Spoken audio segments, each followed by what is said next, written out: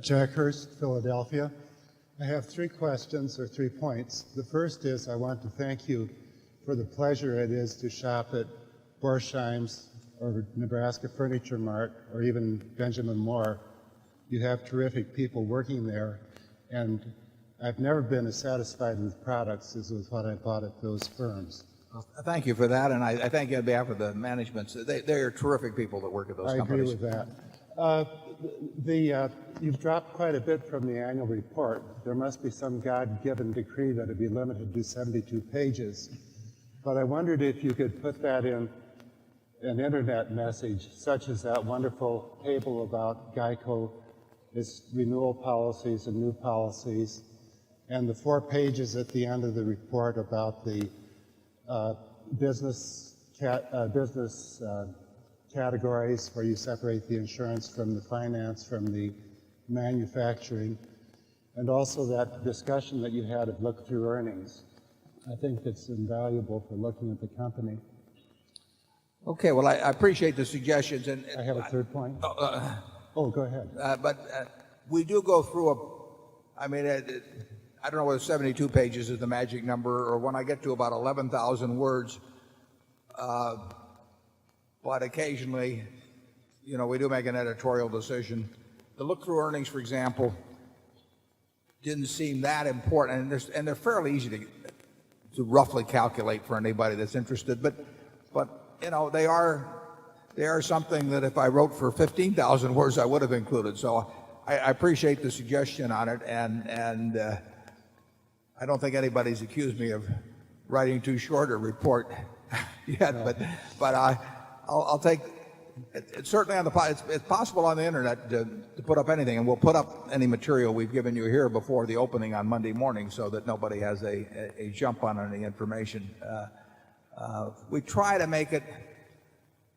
I really want to cover the things that would be important to me if I were hearing about them on the other end, and we try to keep it to some number of pages. But I'm glad you want more. Okay, the third point is the 1st of March, the Wall Street Journal analyzed or compared the auditing fees by the fees related to audit services and other audit services for the 30 stocks in the Dow Jones Industrial Average. And there seems to be an inverse relation between the amount of non-audit fees with respect to market capitalization, inverse correlation with that factor, to the 5-year compound growth of earnings or the 5-year total return for the companies. And for the companies with the lowest ratio of non-audit fees to market capitalization, the increase in earnings was 10% annually. The total return was 18% annually. For the total, it was 5.2% return annually on increase in earnings and 11% increase in total return. Is it because these non-audit fees are non-productive that it has this result, or is it a chance at just a spurious fluctuation, or is there something to the relation? I don't know the answer to that, and I hadn't seen what you are referring to, but it doesn't totally surprise me because we like places that care about expenses, and I've never. I think Jack Welch had something in his book about no company ever going broke from cutting expenses too rapidly, and when you see managements that are pretty lavish in what they toss around, I think on balance that group doesn't do as well for shareholders as the other, but I have no statistical way of proving that, and I don't know a way that I don't know how you would set up a sample that would really be valid in terms of one kind versus the other kind, but what you say doesn't shock me. We try to watch all expenses around Berkshire, and I think that at our subsidiaries, we, generally speaking, we have managers that are very, very good about that. And I think that our audit costs relative to the size of the enterprise and all of that, I think are fairly low, although they're not as low as they were a few years back. But it's something that we care about, I can assure you that. I don't know how to, I wouldn't want to buy stocks, though, or sell stocks based on any kind of statistical measure like that, even though it looks good on what they call a back test. Charlie? Well, one of the reasons our audit costs are so low is we have this passion for keeping everything simple. We don't want to be difficult to audit, and we prefer our activities that are simple. If you take the See's Candy Company, the whole company goes to cash at the end of December every year, as if it were a farm where the crop came in and was sold in December. I mean, an idiot could audit the See's Candy Company without getting into trouble. And there's a lot in Berkshire that's like the See's Candy Company. It would be really hard to screw up. We don't like complicated accounting. I mean, we really do like things that produce cash, and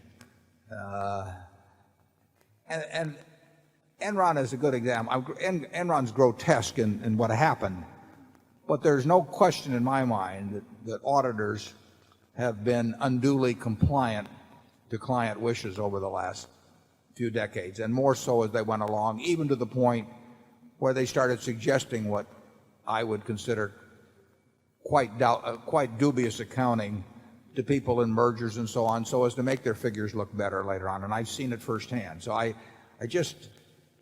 think that although the auditors are supposed to work for the shareholders, that they got too much so they were working for management. But I think that Enron may push them back significantly, even in the other direction. So I think Enron will have a distinct beneficial effect on auditing, and it was needed. So it's going to have a distinct beneficial effect on one fewer auditors.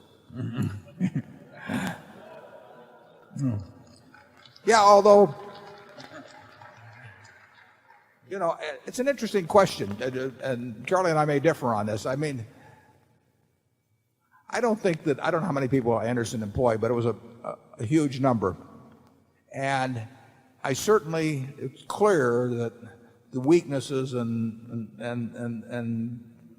culpability at Anderson goes far beyond anything remotely we saw at Solomon. But it would have been a shame for Solomon, with 8,000 people, to have actually the bad acts of one guy and the lapse in terms of reporting and all of that, which was a big mistake, but by a few other people, caused 8,000 people to get dislocated in their lives and lose their jobs. I don't know, how do you feel, Charlie, about, you know, the bottom 40,000 people at Anderson who really didn't have a damn thing to do with shredding or the Houston office or anything of the sort? I mean, their lives are really getting changed in many cases. I regard it as very unfair and totally undeserved in all those cases. Yet even so, I think that capitalism without failure, somebody once said it's like religion without sin, or Religion without hell. religion without hell.